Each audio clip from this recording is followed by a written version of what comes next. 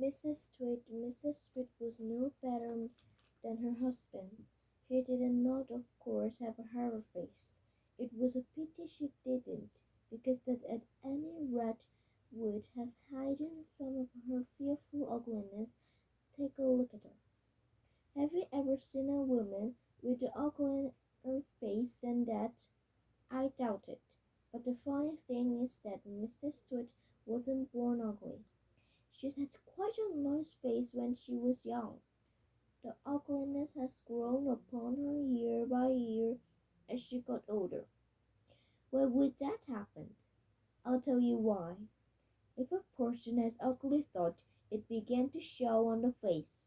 And when the person has ugly thought, every day, every week, every year, the face gets uglier and uglier until it gets so ugly you can carry under beard.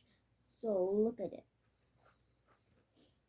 A person who has good thought cannot ever be ugly. You can have a wonky nose and crooked mouth and double chin and stick out teeth, but if you have a good thought, they will shine out of your face like sunbeams and you will always look lovely.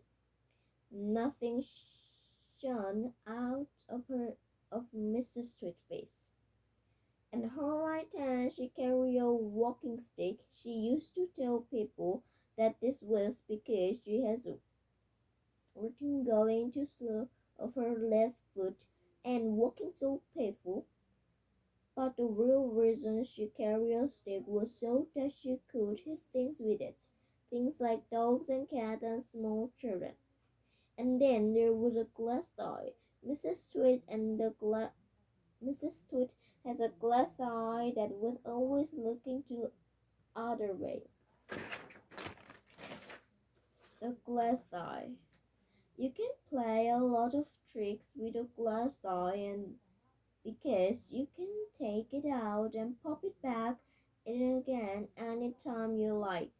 You can bet your life Mrs. Tweed knew all the tricks. One morning she took out her glass eye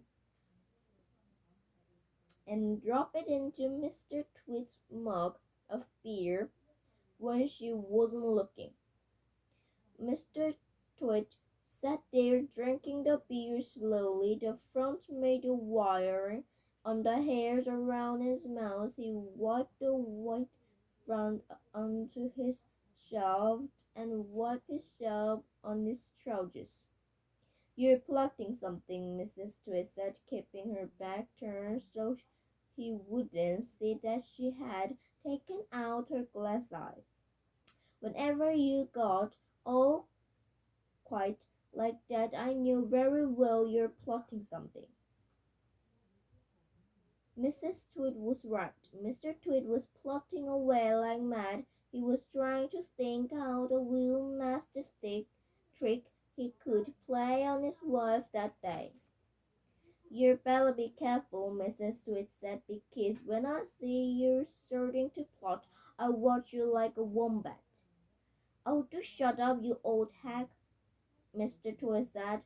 He went on drinking his beer, and his evil mind kept working away on the last horrid trick he was going to play on the old woman. Suddenly, as Mr. Tweed tipped the last drop of beer down his throat, he caught sight of Mrs. Tweed's awful glass eye sprouting up at him from the bottom of the mug. It made him jump. I told you I was watching you, cackled Mrs. Tweed. I've got eyes everywhere, so you better be careful.